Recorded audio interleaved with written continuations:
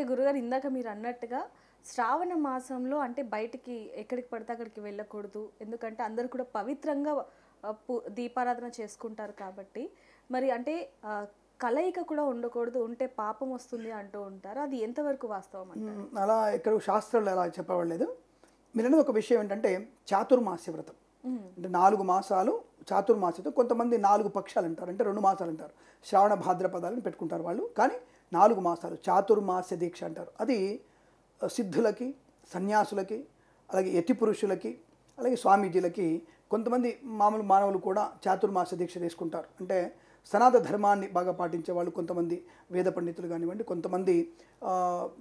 కొంతమంది సన్యాస దీక్ష గృహస్థాశ్రమం తీసుకుంటారు. గృహస్థాశ్రమం తీసుకున్న వాళ్ళు కూడా చాతుర్మాసాన్ని పాటిస్తారు.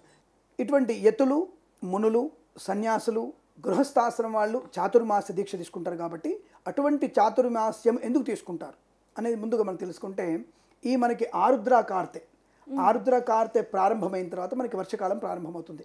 వర్షకాలంలోనే ఆరుద్ర కార్తె వస్తుంది. ఆరుద్ర కార్తెతోనే మనకిగా పంటలు పండడానికి, వర్షాలు అవడానికి అవకాశం ఉంటుంది. మే 31 తారీఖు మనకి ఋతుపవనాలు వచ్చేసాయి, బ్రహ్మాండంగా వర్షాలని చెప్తున్నారు. కేరళ వరకు మాత్రం వచ్చాయి. తర్వాత మరి మన యొక్క పుణ్యబలం లేకపోవడము, తెలుగు రాష్ట్రాలకి ఈ రోజు వరకు కూడా వర్షం అంతే లేదు, వర్షభావ పరిస్థితులు ఉన్నాయి. ఆ విత్తనాలు కూడా అడుగంటిపోతున్నాయి, మళ్ళీ దుక్కి దున్నుకునేటువంటి స్థితి ఏర్పడింది. కానీ మన చుట్టూన్నటువంటి రాష్ట్రాల్లో వర్షాలు పడుతున్నాయి, మనకు మాత్రం రాలే. మనకు వచ్చినప్పుడు, మన పంచాంగం ప్రకారంగా మనకు వర్షాలు పడ్డప్పుడు ఋతుపవనాలు ఆగమని చెప్పాలి మనం. కాబట్టి ఈ మరి మేఘావర్తనాన్ని తెలుసుకున్నటువంటి శాస్త్రవేత్తలు మరి చెప్పినటువంటి విషయాన్ని నమ్ముదామా? మరి జ్యోతిష్య పండితులు తప్పకుండా చెప్పారు, జూన్ 26 తర్వాతనే మనకి 23 తర్వాతనే వర్షాలు పడతాయనే విషయం చెప్పారు. అలాంటి వర్షాలు మనకు వచ్చాయి. అలాగే జూలై మాసంలో ఈ నెల 13వ తేదీ నుంచి 14వ తేదీ నుంచి మనకి మంచి వర్షాలు పడేటువంటి అవకాశాలు ఖచ్చితంగా ఉన్నాయి. అది కూడా చెప్పడం జరిగింది. ఆ విషయం గుర్తుపెట్టుకోండి. ఆరుద్ర కార్తె ప్రవేశం తర్వాతనే మనకి వర్షాలు ఎక్కువగా పడుతూ ఉంటాయి. ఇక్కడ మీరు నమ్ముతారు నమ్మరో, ఎర్రటి పురుగులు బయటకు వస్తాయి ఆరుద్ర కార్తెలో. వాటిని బాపన్ పురుగులు అంటారు, చాలా మంది దాన్ని బాపన్ పురుగులు అంటారు. ఎర్రటి పురుగులు ఉంటాయి, ఆ క్రిమిలు బయటకు వచ్చేస్తాయి. అవి ముట్టుకుంటే మెత్తగా ఉంటాయి. అవి ఈ 15 రోజులే ఉంటాయి, తర్వాత కనబడవు, మళ్ళీ సంవత్సరంలో మళ్ళీ కనబడవు.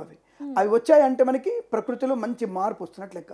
అవి కనపడలేదంటే మీకు ఈ సంవత్సరం మొత్తం కూడా దరిద్రంతో బాధపడాల్సిందే. అంటే ఎటువంటి పరిస్థితులు, ఋతువులు సరిగ్గా మనకి ముందుకు సాగే అవకాశం, ఎండవేడి ఎక్కువ ఉండడం, శీతకాలం ఎక్కువ ఉండడం, వర్షాలు లేకపోవడం, ఇవన్నీ కూడా ఉంటాయి.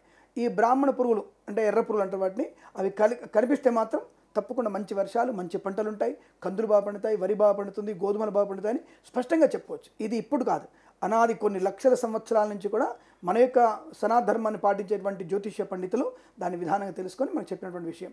ఇప్పుడు మనకి వధూవరులు అనే ఇద్దరు దగ్గర ఉండొద్దని చెప్తున్నారు, భార్యాభర్తలు అని చెప్పారు.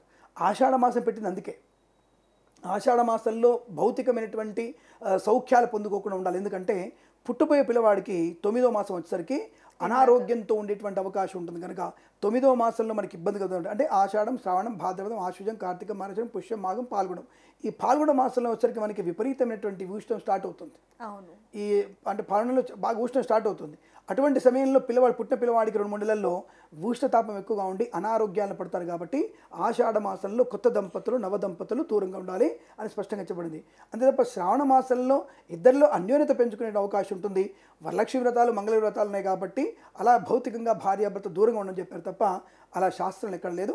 ఇద్దరికి కూడా అనుకూలవంతమైనటువంటి బాంధవ్యము, అనుకూలమైనటువంటి శారీరక సాంగత్యం ఉండడానికి ఇబ్బంది లేదు, అది ఉండవచ్చును. ముహూర్తాలు అది కూడా ఒక ముహూర్తం, అంటే గర్భాధార ముహూర్తం అంటే అది ప్రతినిత్యం కూడా కొత్తదంటే కాదు, సంతానం పొందాలనుకున్న వాళ్ళు కూడా తప్పకుండా ఈ గర్భాధాన ముహూర్తాన్ని పాటిస్తే చాలా మంచిది. వివాహ ముహూర్తం కంటే బలమైనది గర్భాధాన ముహూర్తం. దాని అందరూ జోక్గా తీసుకుంటారు.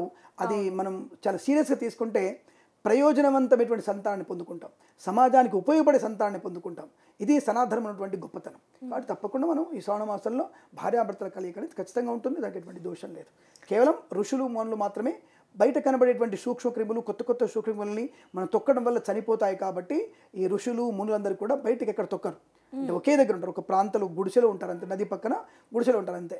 కాబట్టి దాన్ని చాతుర్మాసం, ఎక్కడ కూడా బయట అడుగు పెట్టరు వాళ్ళు, కేవలం నదిలోకి స్నానం చేసి మళ్ళీ ఆ గుడిసెలో ఉంటారు. కాబట్టి అంతే తప్ప ఇంకెవరు కూడా మిగతా వాళ్ళు పాటించే అవకాశాలు, అందరం పాటిస్తే చాలా మంచిది.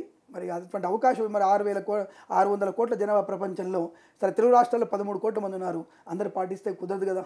కాబట్టి ఎవరి దారి వాళ్ళది. కాబట్టి కనీసం ఋషులు మునులైనా సరే పాటిస్తారు కాబట్టి లోక కళ్యాణం జరుగుతూ ఉంటుంది, అది విషయం. For more videos like this, subscribe Big TV channel.